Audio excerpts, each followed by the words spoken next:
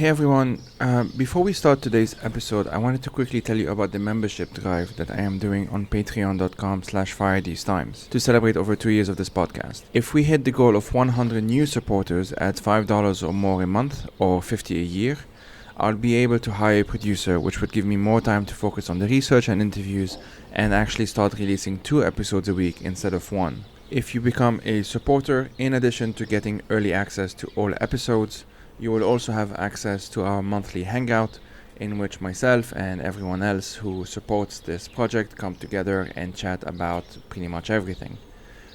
It happens every month on a Saturday, and you have access to the link and everything related to that on Patreon. And lastly, if you cannot donate, you can still support by sharing this podcast with your friends and families and leaving a review on Apple Podcasts or wherever else you get your podcasts. This helps get more exposure to this podcast and introduce it to more folks. You can also follow this podcast and project on YouTube, Twitter, Instagram, LinkedIn, Substack, and of course the main website. So thanks again everyone, and I hope you enjoy this conversation.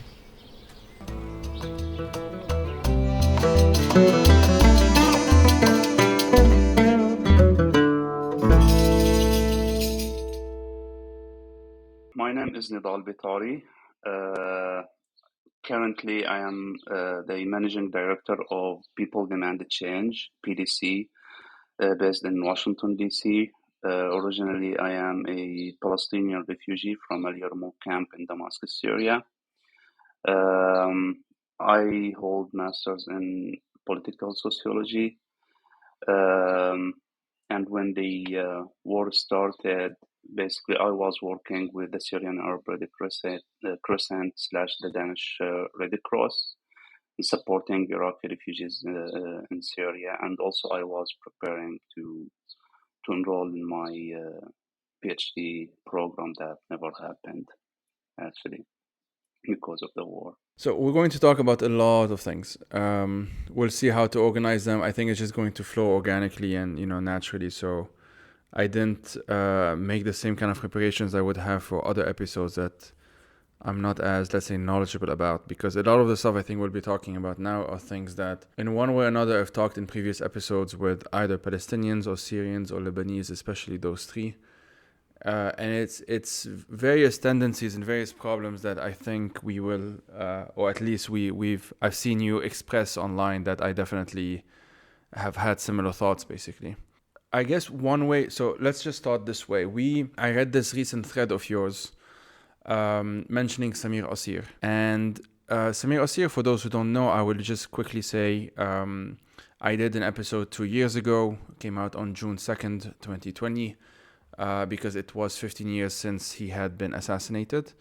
He was a Lebanese, Palestinian, Syrian intellectual who managed, unlike most people, I think, to manage to actually bring all three worlds together at the same time, and who saw no contradictions between the three at the same time. And that interview, I should say, was with Ziad Majid, who is a friend of his and a colleague and a comrade of Samir Kassir. Talk to us about that thread. What made you want to kind of write it on Samir Kassir? And I think because of the subject itself of the thread and what Samir Kassir presented, it will allow us to kind of get into the conversation deeper. Right. Well, actually, it came during the elections in the most recent elections in Lebanon. I could not hide my happiness that some independents could break through this system in Lebanon. And for me, and maybe for so many people like my generation who were born in late 70s and grew up through the civil war in Lebanon, even though we were in Syria.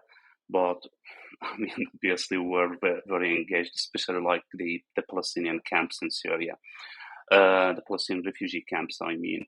And particularly maybe like these years between 2000 and 2005 when he was assassinated.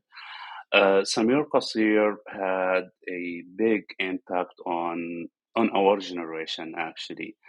And I think we owe him to him and to his friends and colleagues who founded the democratic left in movement in Lebanon, we owe him a lot of, if not a favor he did for political movements in the Arab world, specifically in Syria, maybe, but like opening our minds to understand more what's going on, the truth about the Syrian involvement in Lebanon, and how, to what extent it was embedded in the political system the Syrian political system, what extent it was embedded in the political system in Lebanon, and how the changes in Lebanon would lead to changes in Syria, basically because what's going on in Lebanon, a major factor of it is like the existence of the Syrian army and the Syrian intelligence and the Syrian political will that forced Lebanon to accept so many incidents and agreements or accords through the history, and obviously led between 1975 and 1989 to a civil war in Lebanon that we cannot, whatever we do, we cannot drop off the Syrian factor from it.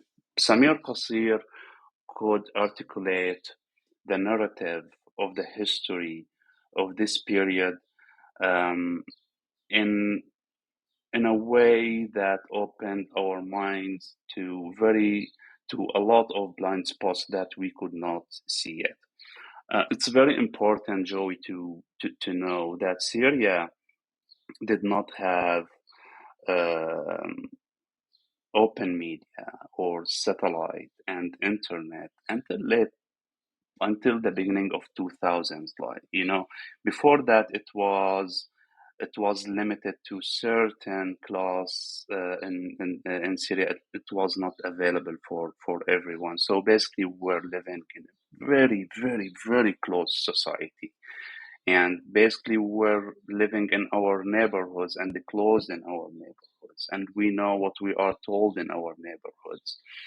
Add to that there is a huge machine of supervision and monitoring for all publications in Syria, including النهار, where Samir Kassir was used to write. So one of the jokes, which is like not a joke, it's a reality. Like when النهار used to come to Syria sometimes because they let some of النهار publications to come to Syria, the Syrian government used to rip off the pages that they did not like what happened with other newspapers and media outlets at that time. But with the open with the internet and the satellite that started to enter Syria and every house in Syria, I would say maybe 2002, 2003, and after that,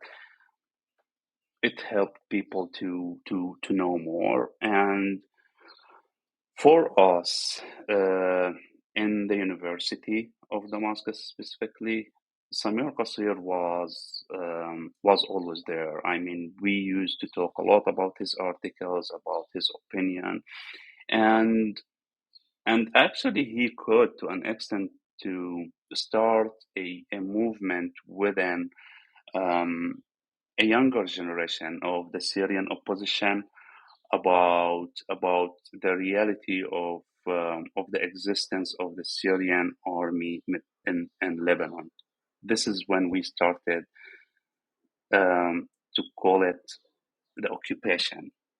Before that, it was the Syrian army helping Lebanon to stabilize and like after the civil war, but it lasted forever actually. So I think our generation, to an extent, we owe him a lot. And one of the the things, I mean, like Samir Kassir, his legacy did not die when he was assassinated, to be honest with you. His legacy actually was revealed more really after he died. And Samir Kassir Foundation did amazing job in helping the Syrian activists who left and fled Syria, and I was one of them. Thanks for that. No, I mean, Asir's, and listeners who don't know will I think understand why we started this conversation with him. He's still very relevant. I wrote this article with a Syrian friend in 2019, which was published in الجمهورية, and it was in the context of the uprising in Lebanon at the time. So we published it, I think, in November 2019.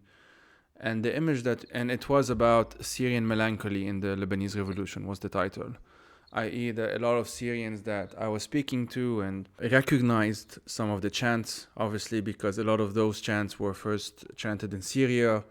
The Yalla Ehad Ya Bashar, it was just changed into Yaon, for example, or whatever, or any of the other chants as well. And the image that I use in that article is a mural that a person calls himself Syrian Banksy did in Idlib, and it's a quote in one of Samir Kassir's last articles before he was killed. When the Arab Spring blooms in Beirut, it announces the time of roses in Damascus. And this is in 2005, before what we then referred to as the Rubia al-Arabi, like the Arab Spring. And there was very much this sense that, as I said, he was one of the few people who did not see a contradiction between calling for freedom in Syria and fighting against sectarianism in Lebanon, calling for freedom in Palestine, etc., etc. He very much saw these infrastructures of oppression, as we might call them, as in many ways interlinked in one way or another. And to this day, you mentioned the New Democratic Left, and I think to this day we have some good indications of something going in that direction, and hopefully it continues that way. We'll see. But there hasn't really been something like it since, largely because it was killed off. Obviously, him and George Howie both assassinated, and his other colleagues either forced into exile or at least some kind of de facto self-censorship for protection and so on. I was with, I won't say who, but I was with one of the colleagues, and we were sitting at comrades. We were sitting at one of the hotels that the New Democratic Left they isolated themselves there after, I forgot who was killed first. I think it was George Howie who was killed first, or Samir Kassir, and it was like a 3 weeks period. Samir Kassir first, I think in February 2005, and then 2 weeks later. Samir was in June 2005. In June, and then 2 weeks, and then 2 weeks later, George Howie. Yeah. So in that period of 2 weeks, that members of that group were basically hiding in that hotel. They didn't leave there. And then George Howie obviously left at some point, and he was assassinated that day. And after that, a lot of the same people in that circle either went into exile or went into hiding in one way or another, and so on. It's very important to kind of talk about this period between 2000 and 2005. In 2005, I'll quickly say for those who don't know, I did a number of episodes on this, but in 2005, February 14, 2005, which is Valentine's Day, so it's easy to remember, Hariri was assassinated, the prime minister, and this followed a pretty massive, to this day not really rivaled, with the exception of maybe the October uprising in 2019 to some extent, pretty massive uprising, which was later called the Cedar Revolution, calling for the expulsion of the Syrian regime and soldiers. And it was a cross-section of society. This was before the March 14 coalition became a thing, and then it became sectarianized. This was the initial few months, essentially, of when essentially anyone who was opposed to the regime's presence in Lebanon went to the streets, and they came from all walks of life. George Howie, as we mentioned, was the communist. Samir Kassir, communist and then socialist. Others kind of on the left. And then you'll have people who are on the center and some people on the right, and conservatives and liberals and what have you. There was just this one goal, essentially, nothing as to what follows, with the exception of people like the New Democratic Left, which had at least a vision of Lebanon, which was a secular vision, basically I guess you would call it like a social democratic vision of Lebanon, something along those lines. Movement. Yeah. Right. Yeah. So this is why it's so important, because so much happened after 2005. Obviously, the assassinations, and then the war in 2006, and then another smaller war in 2008, and then obviously everything that's followed. It's actually very difficult to stop and take stock of just the changes that even were happening in those few years. And it's also in those few years, if I have my timeline right, that there was also obviously exchanges between like Lebanese intellectuals and writers and Syrians and Palestinians in both Lebanon and Syria, to some extent in Palestine as well, although obviously you have the security aspect there that will make it more difficult, but there was that as well. And I later found out, I didn't actually know this when I was still kind of like more Lebanon focused, but I later found out that there was more of an organic link between Lebanese intellectuals and Syrians and Palestinians and Syria intellectuals. And they were very much speaking to one another, and they were calling to each other's future springs, if you want to use those terms. And this was still in the early 2000s. There was still kind of the hope that many had that like Bashar would be more moderate than his father. Obviously, we were very wrong about that. But there was still that window. There was a window that people felt like more could be done there. Right. Talk to us a bit about that, if that's okay. Like, what do you remember from that, or what can you tell us about that? Right. Yeah. So, but every time we talk about this movement that started after the death of Hafez al-Assad, and then when Bashar al-Assad inherited in 5 minutes the power in Syria, I like to say something and to remind people of something. What happened between 2000 and 2005, and maybe like 2011 until the revolution started? It was not something that erupted from nothing. The Syrians never stopped challenging this regime, ever. Since Hafez al-Assad came to power, or al-Ba'ath party came to power in 1963, and there were, like, let me just say this, maybe people won't like it, but I think from like the perspective of history, this is when the Arab nationalism was peaking up, and there were like Hafez al-Assad and a lot of people around him. They were very young and like in their 30s and believed in the Arab nationalism, etc. But Hafez al-Assad actually had another vision other than what Michel Afdaq, Salah ad-Din Betare, and all these founders of the Arab nationalism movement around the Arab world, actually. And he could oppress and get rid of so many of his friends until between 1963 and 1975, when he really started to control Syria by himself. Before that, he was not. After that, these movements that the Syrians did not stop the movements of resistance. So you see like a lot of communists and حزب رابطة العمل الشيوعي, for example, the communist labor league, I think this is what it's called, and they were oppressed, imprisoned for tens of years. I mean, I know people who just like spent half of their lives in the prisons of Hafez al-Assad.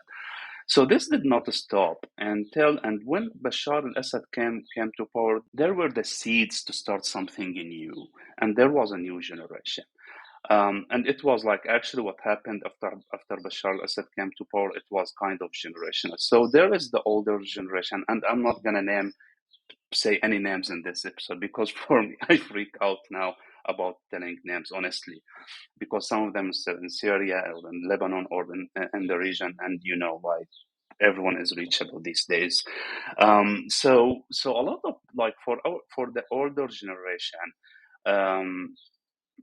they thought that Bashar al-Assad will bring some reforms because of the speech he gave, like the open speech of his presidency. And he promised the open society, open economy, providing like internet and open media, blah blah, all these things.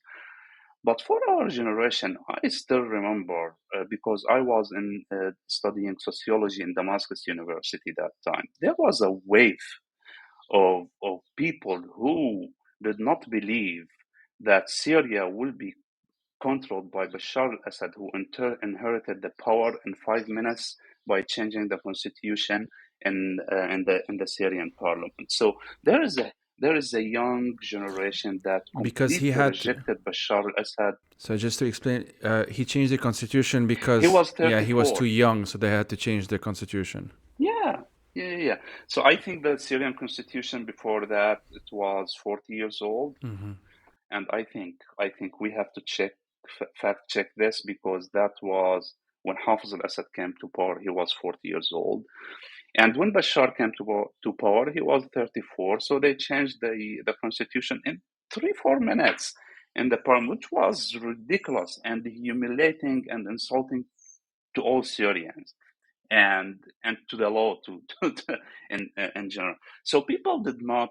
I mean, there was rejection, and I would say this rejection was translated in starting a wave or a movement among students in the universities in Syria, across Syria. Actually, it was not only Damascus University, but Damascus was a hub at the time for this movement.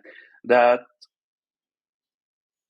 in my opinion, this wave encouraged the older generation to do something. And then they started doing the Rabia Dimashq, Damascus Springs, and the 99 intellectuals who signed that letter to Bashar al-Assad. I think it started 2000 or 2001, and then Dijan Ihya al-Mujtama al-Madani. That happened when, as you mentioned, really there was a communication, not only between like the Syrian opposition and the Lebanese who opposed the Syrian regime.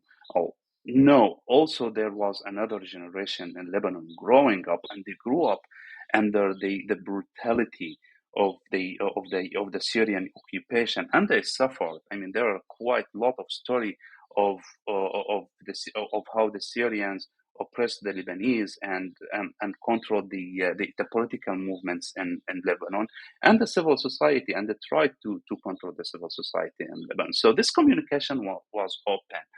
And my generation, like, I remember when I was maybe 2002, 2003, this is when we started having meetings or exchange visits with some friends in Lebanon who later became part of the democratic left movement. And I focus a lot on this movement because, in my opinion, it was one of the first independent movements in the region that had a vision, political vision, and had a strategy to change. And it did not see that the change in Lebanon would come from Lebanon itself, but also it would come from neighboring countries like Syria, for example. And it makes sense. And this is why I believe that what Samir Kassir brought, the democracy of Syria and the independence of Lebanon, is very, very accurate statement, and it has underneath a lot of theory about the relations between the two countries, the two societies, and the two political systems in these two countries. And this was proved actually in 2005 and later on after 2011 when the Syrian revolution started. And maybe we can talk more about it later. Absolutely. So as we mentioned, you just There's something I missed. yeah. There's something I missed, Joy, because this is very important. In 2005, after the assassination of Samir Kassir and the assassination of George Howie, there was a huge campaign of arrests in Syria, by the way.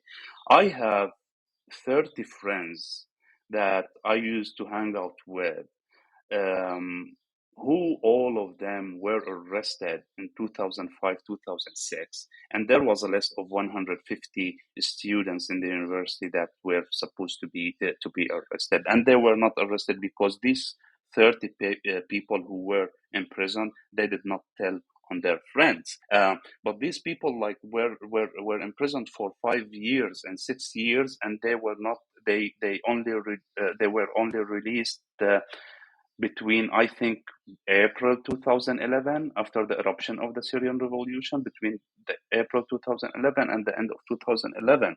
So even, and these were, remember, these were young in the university, in the second year or third year in their college, and then Bashar al-Assad and the Syrian security just cut their lives and put them in prison, and basically destroy their future.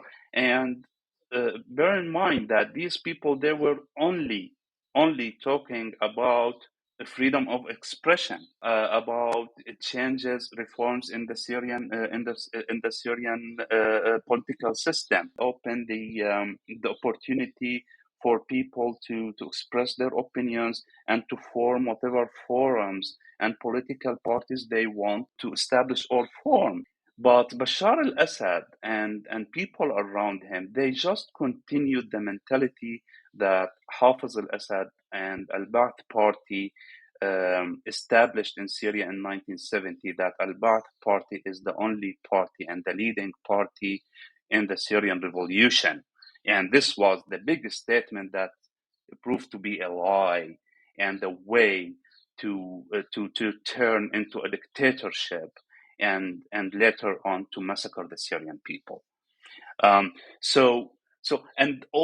this generation and these people, I still remember these conversations that we used to have, Joey, like those years in between 2006 2007, basically, because it lasted for a while. It was full of ambitions and full of energy to make a change, and a peaceful change in Syria. But as we discovered later, like, this regime was built in a way that there is no way to reform it whatsoever.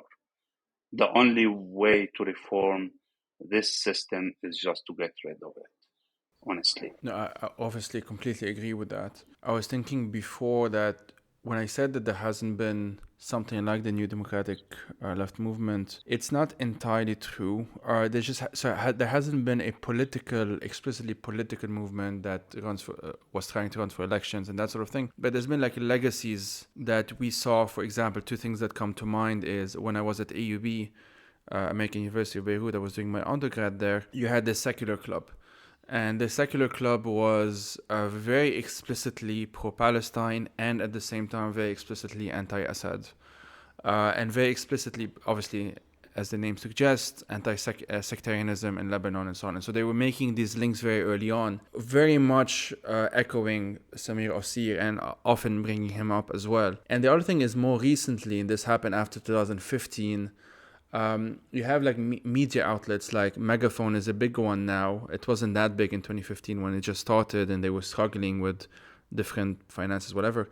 But they are also one of the few that I can think of media outlets that are so explicitly anti-authoritarian on everything, on all fronts, whether even if they are bringing up Ukraine and Russia, they will be anti-Putin. Even they will support the solidarity, they will be in solidarity with protesters in Iran and Iraq and Lebanon and pro-Syrian revolution, pro-Palestine, on all fronts, anti-Saudi Arabia, what have you. All of the different layers of anti-authoritarianism is something that they definitely hold to heart. And I do think that this is one of the many legacies of someone like Kassir, basically. 100%.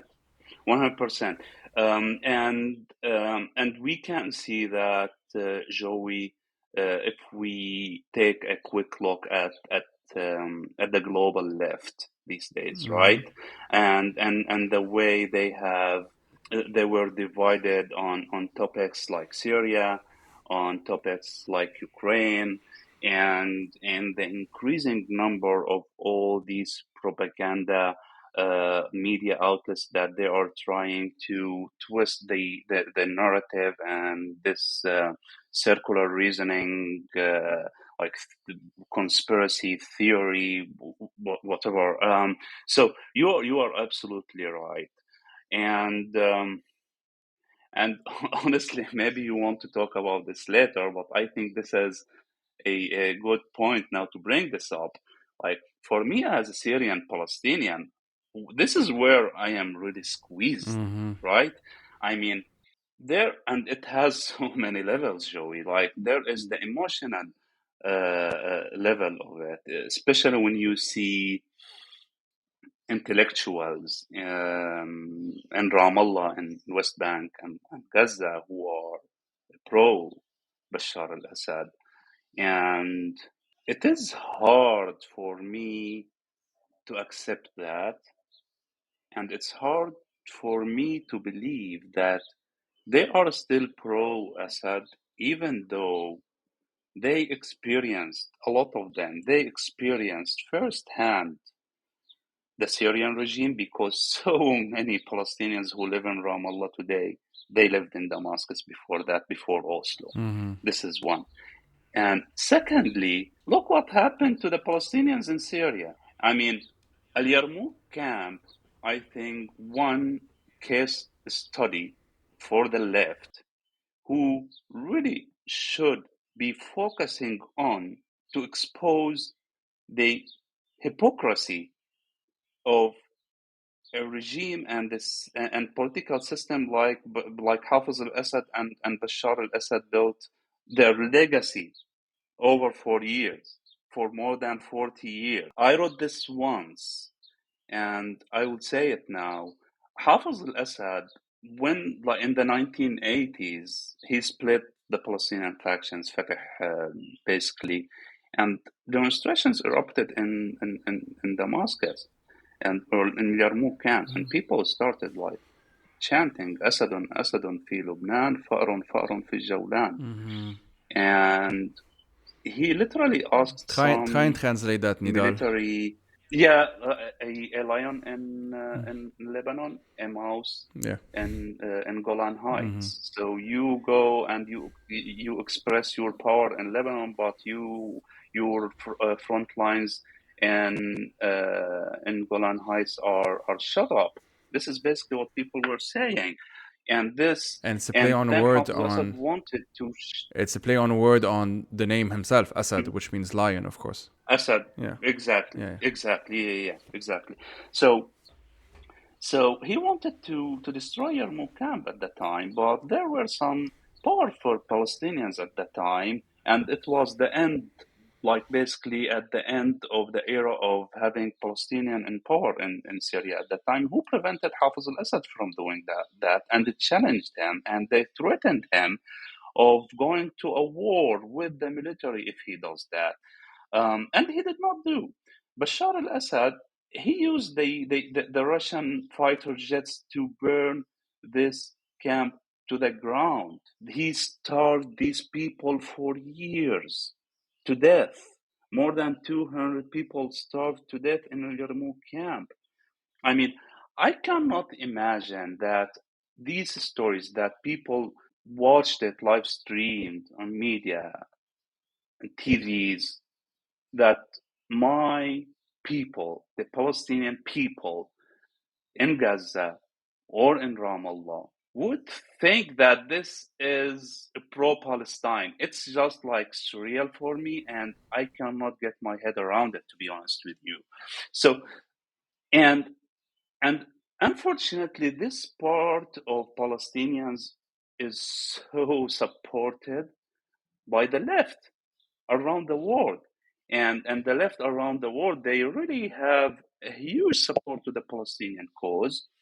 And because of this narrative that Palestinians in Palestine narrated and supported that they are pro-Bashar al-Assad, and Bashar al-Assad is the solo power in the Arab world, or maybe around the world, that he is anti-colonialism and capitalism and imperialism, that he's a good guy. Even though a few weeks ago, a horrible, terrifying video for a Tadamun massacre was released, and basically I cannot find any difference between what happened in Sabra and Shatila and what happened in Tadamun, honestly. People don't like this narrative, but isn't it true? Yeah. Isn't it killing is killing? Absolutely. I am Lebanese Palestinian. I'm part Palestinian as well. And I come from a family that in 1982, my father was in the Red Cross in Lebanon, and he witnessed the Sabra and Shatila massacre. He was there during it, as the Red Cross was allowed in at some point. And just a few years later, end of the 80s, our home, the one I'm recording from right now, was bombed by the Assad regime. And so those links Right. have never been very like, my family is not particularly political, but because of this heritage, I also didn't really see much of a contradiction between opposing the Syrian regime in 2005 during the Syria revolution. I was there. I was 14 years old, and there was a bunch of people who went with schools, and it was a pretty massive thing. I really cannot describe it. It's one of the early memories. And I saw no contradiction between this and then supporting the revolution in 2011 and then 2019 here, and obviously supporting the Palestinian struggle in Palestine as well. There was never much of a contradiction, and yet because of those meta-narratives and the narratives and how they end up being very decontextualized, especially with the internet, or at least we're seeing it more with the internet probably. A lot of people just don't bother knowing these details. It doesn't. I've been in many situations where I had to explain to people, for example, that I am anti-Zionist because I'm anti-Assad, and therefore they assume that because of that I have some kind of soft spot for Israel or whatever, as if like the nuances is almost too complicated for a lot of people, because they want very simplistic black and white, just this and that, and that's it. And you have big narratives, and obviously they don't only erase Yarmouk, they erase Jolan, as you mentioned. They don't speak to people who are Syrians in occupied Jolan, who obviously know that the Syrian regime is not going to liberate it anytime soon. They have all of those things that, if one is following the Syrian revolution especially, they're very obvious, they're very straightforward, they don't surprise you, they shock, but they don't surprise necessarily. But if you don't follow the specifics, and that's why, I should say, Syria has kind of become like a litmus test for me, with many people that I know. But if they tell me they're pro-Palestine, I'm like, okay, that's good, okay, I understand, but I still have to wait a bit. I have to wait a bit and see what do they think about Syria, if at all. Some people don't know. It's okay. There is ignorance. They can learn. But you have other people who immediately will have all of those narratives and discourses that they have taken from somewhere. And that's where all of the red flags for me kind of, are raised. And many times, this has happened many times. While I was living in the UK, in Lebanon proper, it's something that, with almost zero exceptions almost, it has never failed, this litmus test, because it says a lot about the priority of the person, whether they support a cause for the aesthetics or whether they support a principle on a broader anti-authoritarian principle, essentially. Right, Joey. And actually, it's a position and a place that would keep you all the time arguing, because I would say that I am not a social media guy, you know. I don't have Facebook. I don't have Instagram. I tried it. I didn't like it. But something happened in 2014 or 15, I think, that one of my friends sent me a message that a media outlet here in the United States took an article I wrote for, or a report actually. It was very long, like 15 pages, report on Yarmouk camp to the Institute of Palestine Studies, IPS, and they twisted it and they put it on Twitter. So I created my Twitter account, and I was new here in the United States, so I didn't know that much about the Arab communities, or like how they perceive our life there, Palestine, Syria. I was quite new here. I came here to 2013, so I was still learning, and I am still learning, obviously. So that was the shock when this institution that we used, and maybe that was the only media outlet that the Syrian government let us in Syria read since 2000, and it is based here in the United States, and it's a Palestinian website and founded by very respectful academics who later on left, talked about Al Yarmouk camp as if the Syrian opposition destroyed it, and they said, like, just to make it kind of a cool title, that they share blame.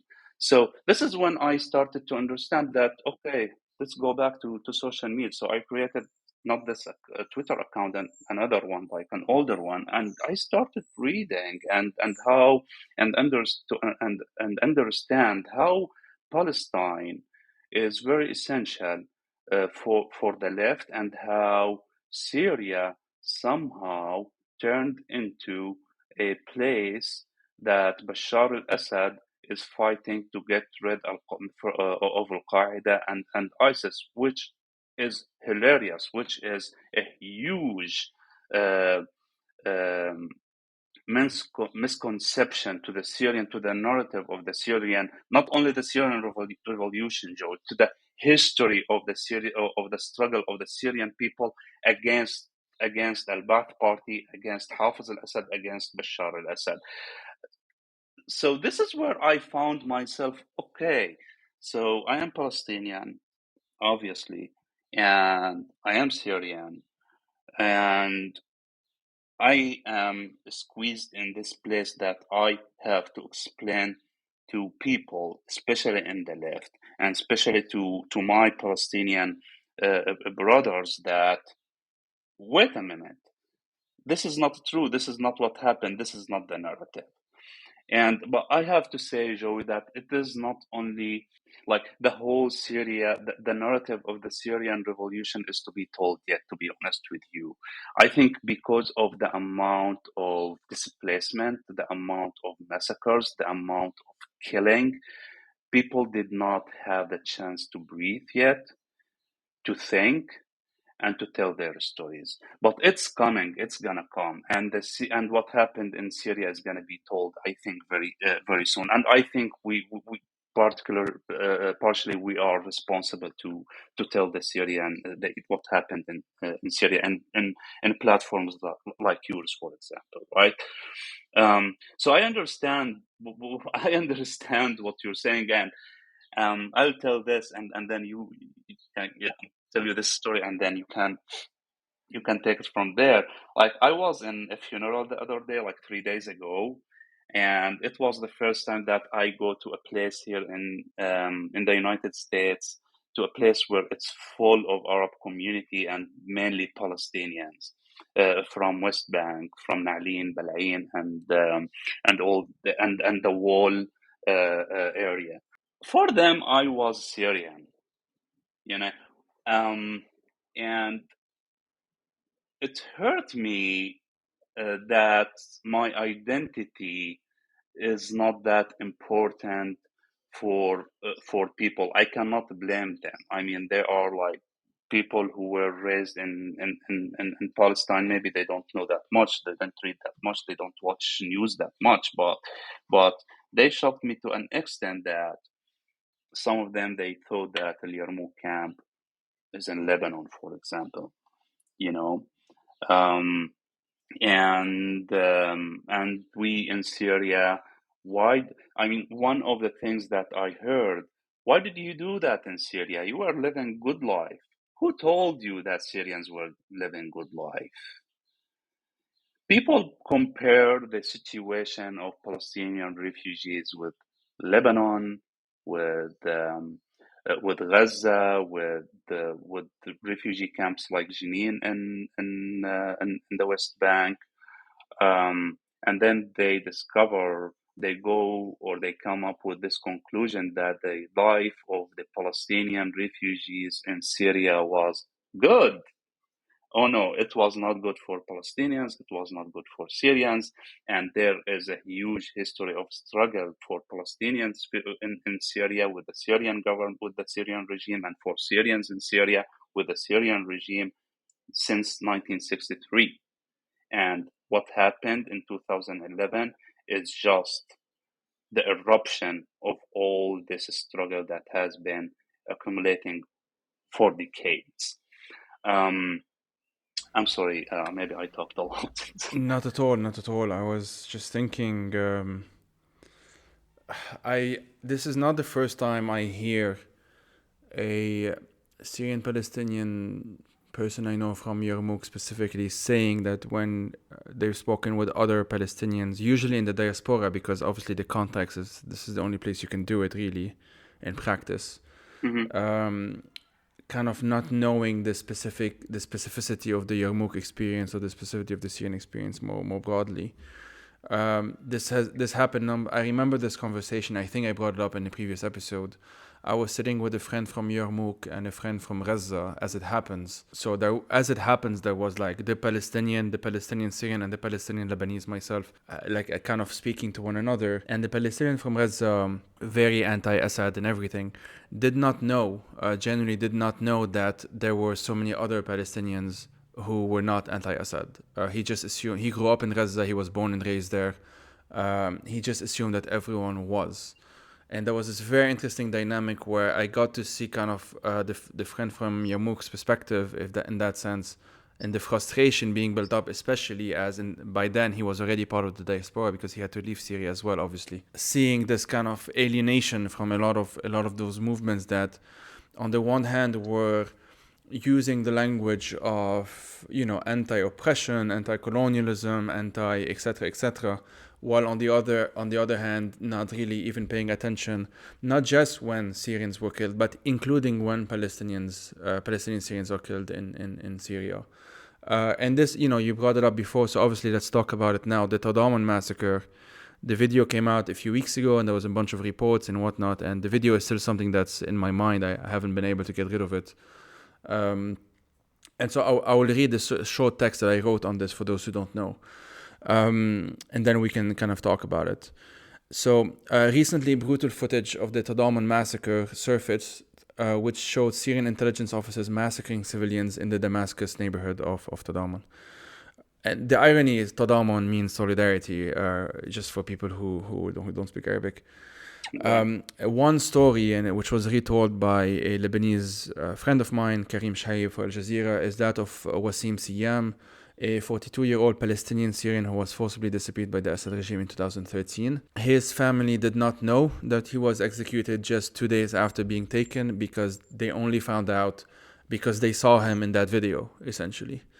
And there are many names that have surfaced since then of people who were in the Palestinian Syrians who were massacred. I'll read some of the names I have here. I believe you tweeted them as well. Nidal Saadani, Hamoud al-Zammar, Iyad al-Khatib, Muhammad Aymari, where's the name? Sorry, Ahmad Saleh, Tariq Naji, Ahmed Yunus, Muhammad Zaidan, and Muhammad Shahoudi. I guess I'll just ask you, talk to us a bit about it, your reaction to seeing the footage, and your reaction to, just talk about it first, and then I have a follow-up question that I'll ask after. Right. Well, this massacre is a known one, and the video is old. It's not new, but for some reason, for many reasons, like related to things, maybe it's not the right time to talk about it now. It was not revealed before, but this is one of more than 5 or 6 other massacres that took place there, and this one maybe is, if we're gonna talk about like the size of the massacre, this is the small one. There are massacres that killed thousands.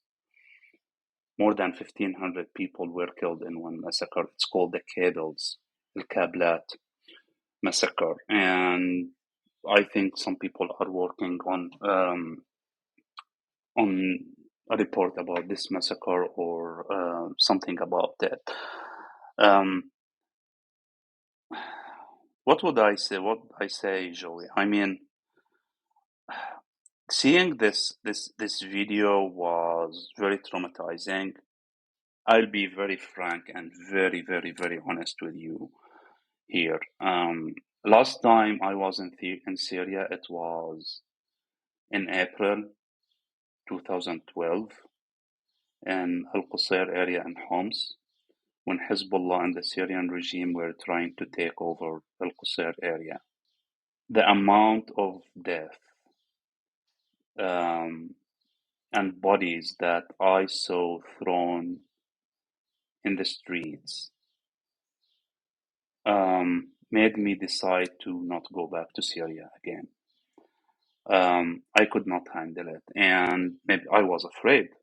Honestly, I mean, sometimes I don't believe that I'm still alive until now, because it was terrible. Like, and I tried to get rid of all these pictures from my mind, and I couldn't. And then when the massacre of Tadamun was released, the video was released, I hesitated a lot before I watched it, and I couldn't watch the 6 minutes. I only watched like the first 2 or 3 minutes because it's unbelievable. And the issue, Joey, there's nothing good about a massacre, right? And there is nothing good about seeing people getting killed. But I think Syrians and Palestinians in Syria, they exhausted all the tools and the means to explain to the world how awful the situation in Syria was.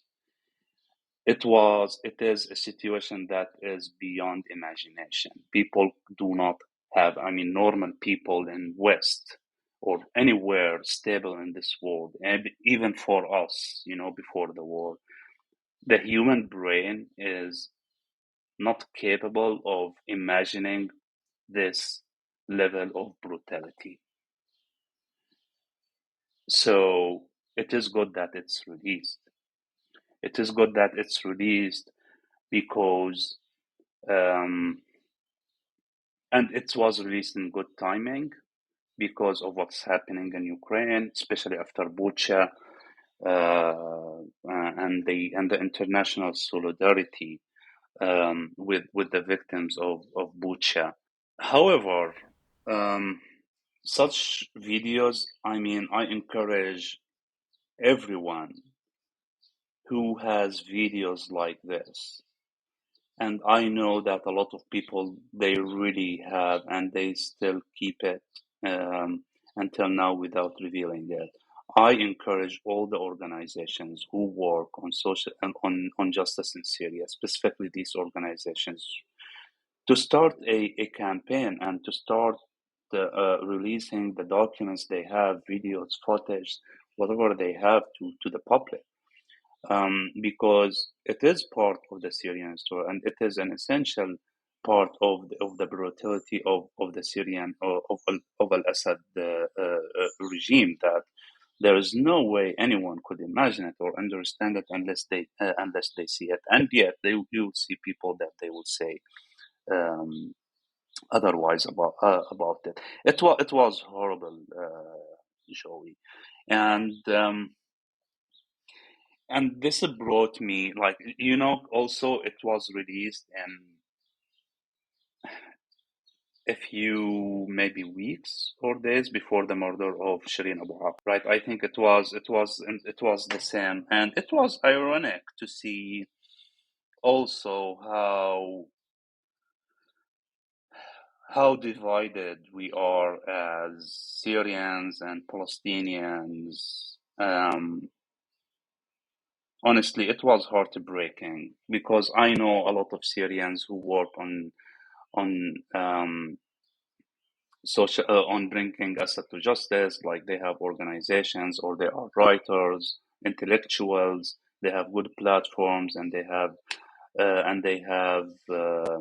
strong voice, that they were silent about the murder of Shireen Abu Akleh.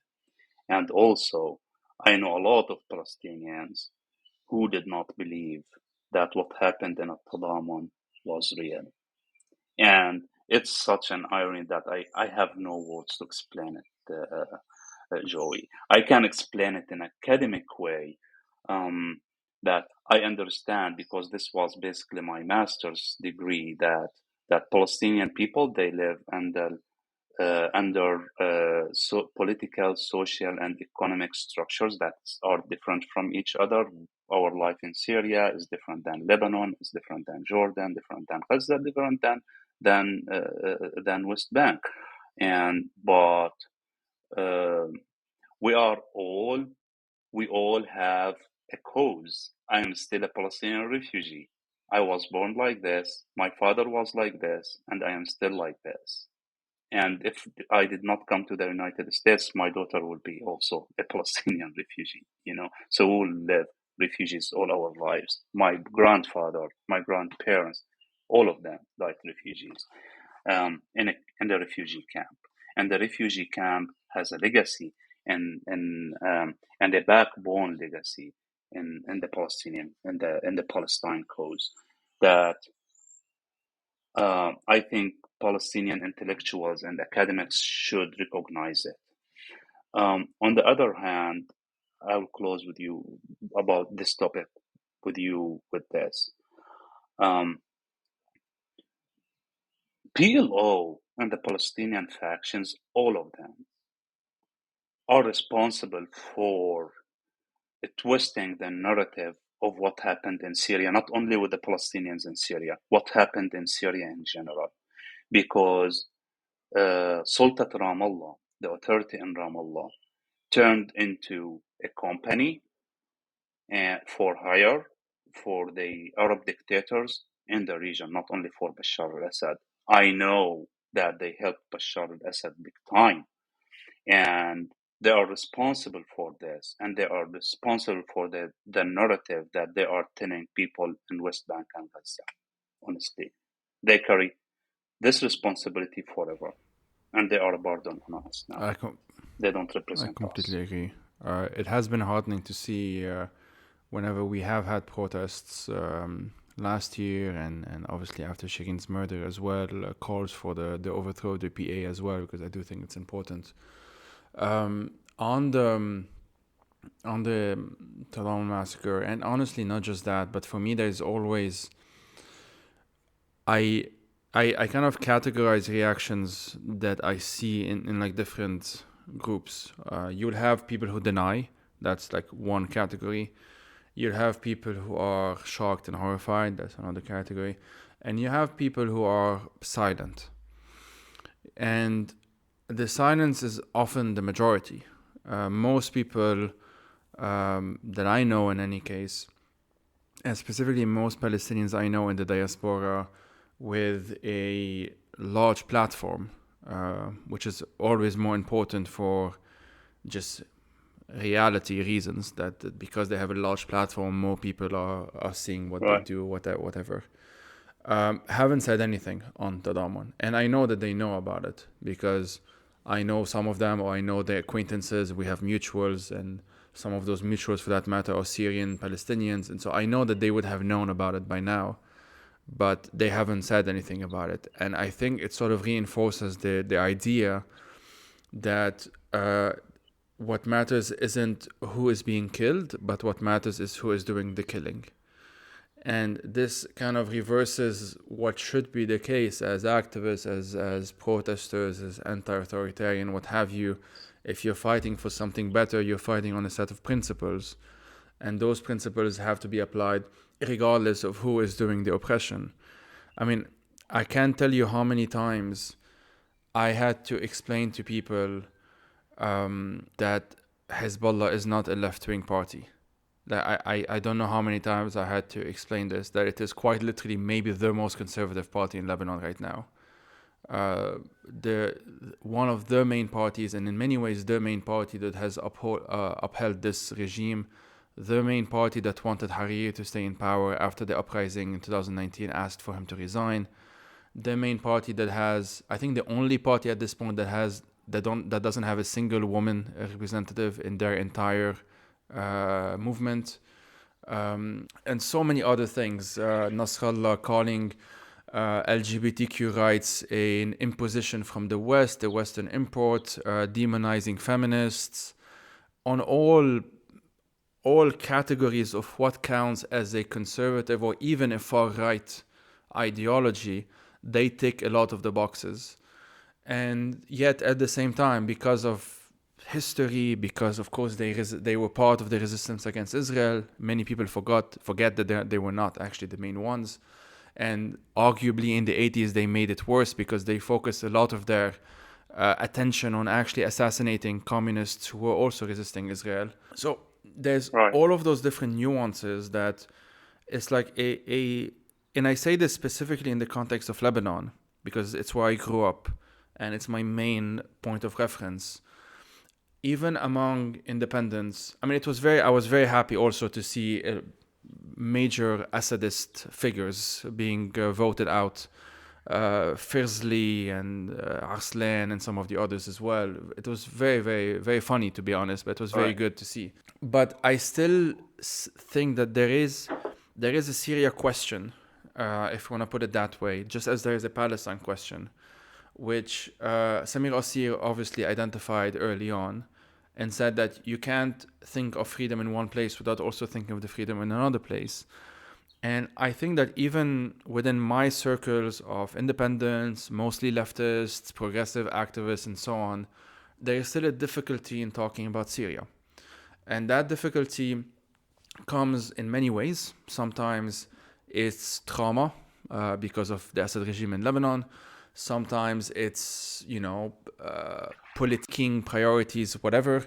But other times it's like it's a block. It's an ideological block. And it's why you have people who are still, they're not pro-Hezbollah, but you feel like they treat Hezbollah in a different category than they would the Lebanese forces or the Kataib or the others.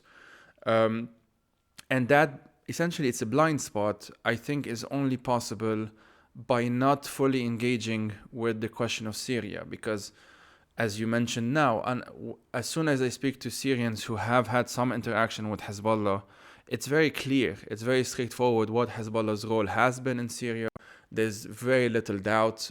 They say so themselves, obviously, but Syrians would say even more. I've met many, many Syrians from Yarmouk, for that matter, from elsewhere, in Homs, especially in Qusayr, as you mentioned, who have either had their house destroyed by Hezbollah or occupied by Hezbollah or have been looted by Hezbollah or what have you. And yet, a lot of the people I know, and here I'm saying like very well-meaning Lebanese activists who are by no means pro-Assad, all of them would say that the regime is a bad regime and so on. but it's almost like they stop at the border. Like the Assad regime, okay, they were bad in Lebanon, but they left in 2005, and it's no longer the same kind of priority or what have you. And I think this is it is a major problem in Lebanon. Right. Well, I would say maybe Joey, maybe it's temporary. Because the situation today in Lebanon, I don't know, like people would say sometimes that the situation during the civil war in Lebanon was better than the situation today, right? Especially like, it's like, basically this is like if like the state failed basically, and the institutions in the country are just gone. So I would point two things here, like this thing that I'm talking about, that it is temporary, and people are just exhausted now of thinking about day-to-day life. Everyone in Lebanon now, like from like the lower middle class, middle upper middle class, and in between, and lower than that and upper than that. I don't remember in my lifetime that Lebanon was in such a situation like this, before, honestly. So there is a collapse in the country, a real collapse, physical collapse that happened with the blast, and there is a economic collapse that's we are living now, and there is the social collapse that is represented by this current political class that Hezbollah is one of it. And this is why you feel that it's good that there are independents, that there are, and that they voted out some people like firstly who are pro Assad. However, this differentiation or this cut off or about talking in Lebanon about Syria, I think it's just temporary because of the current situation, and because Lebanon is going through a huge change that it's gonna last for like 4 more years. I think like maybe a decade or more, to get rid of all this political class that ruined the country and ruined neighboring countries as well, like Syria, and like what Hezbollah did in Syria. And because the interaction between Lebanon and Syria is very difficult to diffuse in many on many levels. I will give you this example. When Hezbollah entered Syria, Joey, back in 2000, the end of 2011, the beginning of 2012. If you remember, they entered from villages that they called it the Shiite Lebanese villages in Syria, and it was population of Syrian people from like villages like Zaydiya, Yarmouk on the borders with Hermel, that they are divided on between like on the two sides of the border. So this is how they interacted, and they justified their intervention in Syria, and then later on they said, "Oh, we are protecting the holy places in Syria," and go on. And this intervention showed how the political systems in both countries would reflect and interact and work with each other and reflect each other sometimes on so many levels that you cannot imagine sometimes, and like until you live it. And this is when we were talking earlier, when we were emailing earlier, and you told me we were emailing about this piece, that how the conventional system in Lebanon impacted and had a huge impact on the Syrian revolution. When I said that Durzi went to Durzi, to Kamal Jumblat, Sunni went to Saad al-Hariri, and the Christians went to either to Samir Kassir, basically, more than anyone else. And this is like, to this extent, the socio-political culture in both countries is interacted to this extent. And I think that it negatively impacted both Lebanon and Syria. We cannot deny, this is one of the levels on the show, that what happened in Syria impacted Lebanon, and what's going on today and what's going on in Lebanon today is impacting Syria big time. And I think we will see a lot of consequences that we will hear about that we've never heard or imagined in the near future, especially about the economic and the money laundering of Bashar al-Assad in Lebanon and vice versa. So there is fundamental relationships that it's hard, but Lebanon today is a place that's miserable. I mean, like, people are leaving. People, like young people, youth, like, they don't have future anymore. They're just like, look at them. They are in Erbil, in Erbil, Iraq, or in Istanbul in Turkey, or some other cities in Turkey, or they are trying to go to Europe. I mean, it's heartbreaking, but it's understandable, I think, Joey. I don't want to undermine the fact that that Syria should be present all the time, but it's understandable if people take a break maybe and focus on, okay, what are we going to eat today, right? What happened with the court about the blast? Is there a trial or not? Is there someone like this, someone like who's going to be put in court or brought to justice or not? I mean, these are big questions that, like, Lebanese are like really focusing on now, and I understand and I respect that, and it's priority. It's really priority. What happened in Lebanon, the blast was hilarious. I mean, who could imagine that? And we will see, and I bet you, and mark my words, if the truth was revealed one day, it's going to be connected to the Syrian government 100%. I have zero doubt about it. Me too. And that's obviously that's the big question in Lebanon always, because at the start of every new regime, it's become almost a tradition in Lebanon. They start with amnesty laws and they forgive their own crimes, and there's always the risk that they do this with everything, just as they did with the crimes against the Mafqudin, the disappeared in Lebanon, and and stuff like that, which continues to this day. Right. And obviously the assassination of Luqman Slim last year, and so many other things that I'm barely scratching the surface with it. Right. Yeah. Who said once that the political class today in Lebanon, they are the civil war lords, I think, warlords? The civil war lords, I think so. Someone said that, and I've said that. Listen, I mean, you said that. Yeah, you're right. You're right, Joey. I mean, like, look, he was like kicked out by the Syrian government, and he came back on a Syrian tank.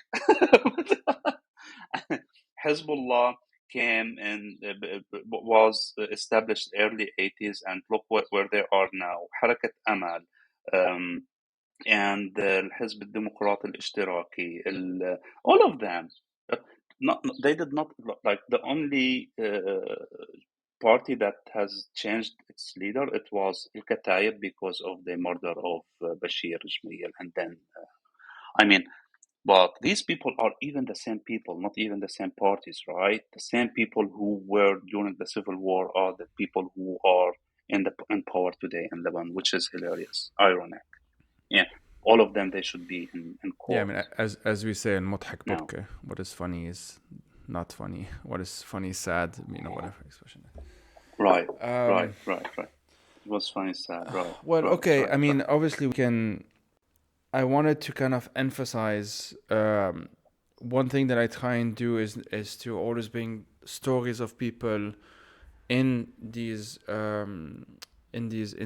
episodes. And so before we sort of kind of wrap up and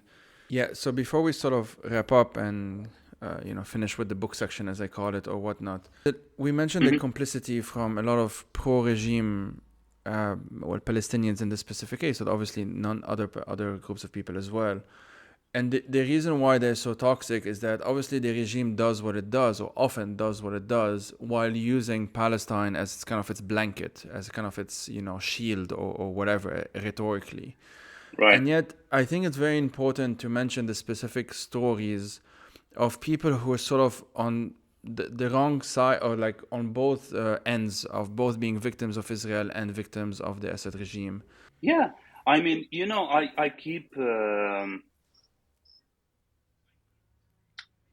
I keep putting and talking about this young man, Khalid Bakrawi, who is, if he is still alive, he would be now 35, maybe 34, 35. He was friend of my younger brother, and he was like my younger brother. So this guy used, if you remember the demonstrations for return demonstrations that took place in 2011, May and June. So Khalid went to June one on the 6th, on 5th of June, and he was shot by the Israelis because what happened that day, there was like no man's zone. The Israelis came from two sides. They entered actually the no man's zone, and they took positions, and they started shooting, and he was shot in his leg. I think the left one. I'm not sure. And this was in June 5th, 2011. And sometime in early 2012, I don't remember when exactly, Khaled, we were like working together for like humanitarian aid to Syria, and suddenly he disappeared. And we saw after like years later, when the photos, Caesar's photos were released, he was one of the people who were tortured to death. We saw his face in these photos. So yeah, this is one of, I know that a lot of you would hear a lot of stories like this. I mean, one of my uncles was shot by the Israelis during the invasion in 1982 in Beirut, and he was arrested by the Syrian government, and then he died later in heart attack. There are a lot of stories like this, Joey. I would say also, just to be fair, that there are a lot of people also. Maybe it's an exaggeration to say a lot, but it's good that there are some people in the Palestinian, at least the Palestinian side, that they recognize that what happened in Syria is the massacre and Bashar al-Assad is a dictatorship. And these are the people who we really need always to bring their voices, because these people have credibility. They are living under the Israeli occupation, or they are under the Israeli apartheid system in 1948 areas, and these people can, like, they really can represent more like the story of the Palestinian people everywhere, including our story as Palestinians in Syria. So I'm happy that there are some people still out there that they have the courage, because it needs courage actually. This kind of narrative would leave you sometimes with no friends at all. So it's not an easy situation for you to be in. This is why I use the word squeezed, right? Because it's squeezing, and it needs really a lot of work. Yeah, I mean, maybe we will not talk about like I would say this. I hesitate sometimes to talk about these sentimental issues, Joey. But you know, there is this whole generation that was born in mid 80s and 90s, and early 90s actually in Syria, especially in the refugee camps, Palestinian refugee camps in Syria, because we had some privilege actually, to be honest with you, about having some civil society movements or organizations or forums that the Syrians did not have the privilege to enjoy it. And there was this generation of Khalid Bakrawi, who is the generation of citizenship and the human rights. And to be honest with you, Joey, this was the generation who taught our generation a lot of things. I've learned from Khalid and from Hassan, who's another actor and comedian who from Yarmouk camp also. He was arrested on checkpoint, and then we found his photo also. He was tortured to death by the Syrian government also from Caesar's photos. I mean, these two guys and other of their friends, I mean, they had kind of group, a forum, and they were 14 years old when they started this. And I remember the name, it was called Canaan Forum. I think it was in 2001 or 2002, actually. And it was all about like these young people, 14, 15 years old, they were discussing citizenship and social and cultural rights, and why and it's trying to understand or to understand Palestine from a human rights point of view. And this was the generation actually who really bear the burden of carrying the Syrian revolution. And this was the generation that mostly massacred by the Syrian regime at the beginning, the very beginning of the Syrian revolution, to an extent that the Syrian regime really exhausted any possibility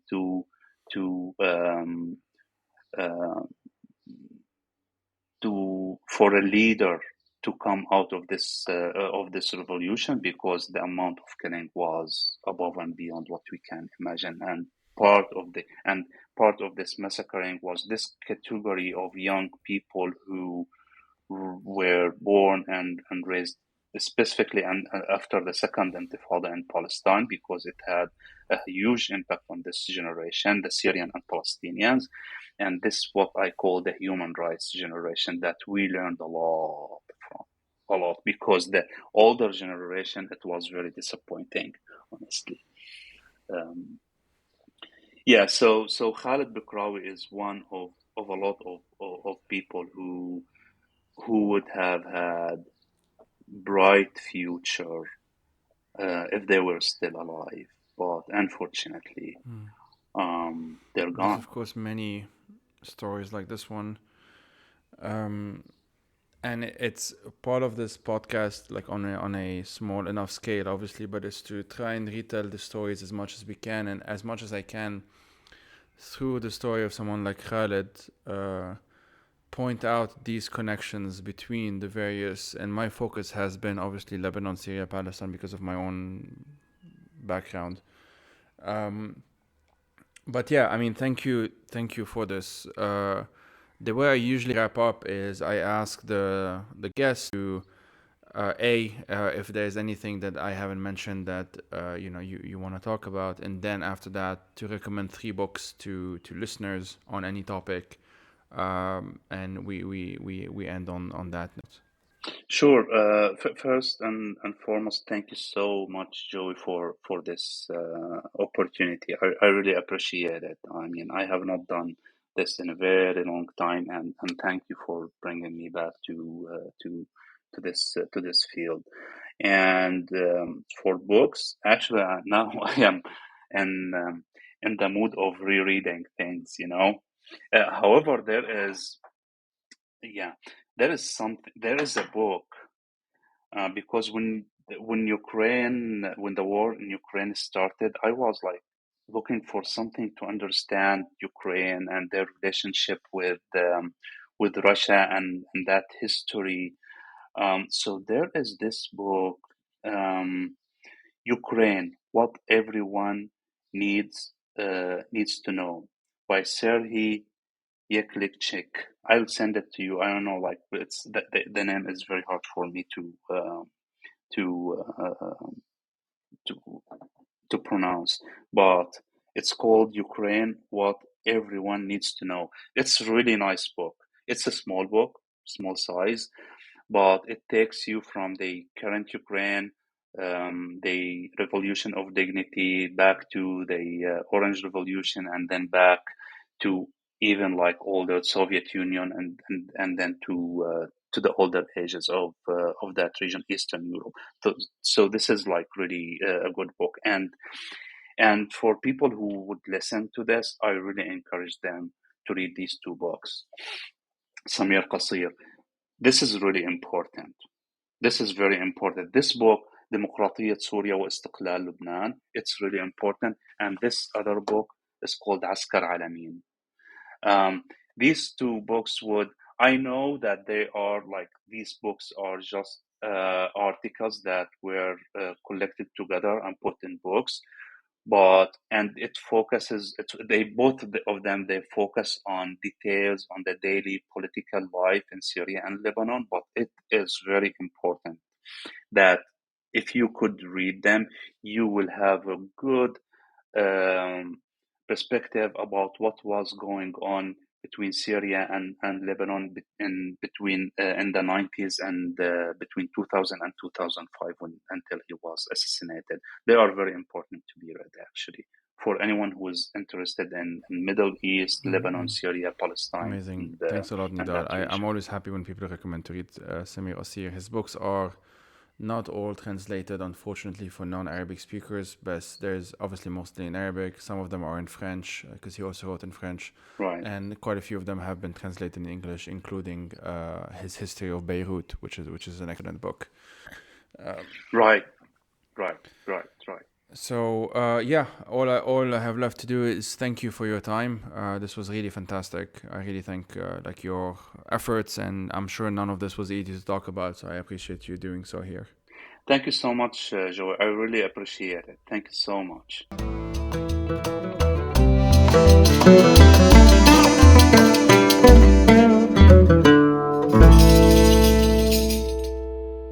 The Fire These Times is hosted by myself, Joey Ayoub.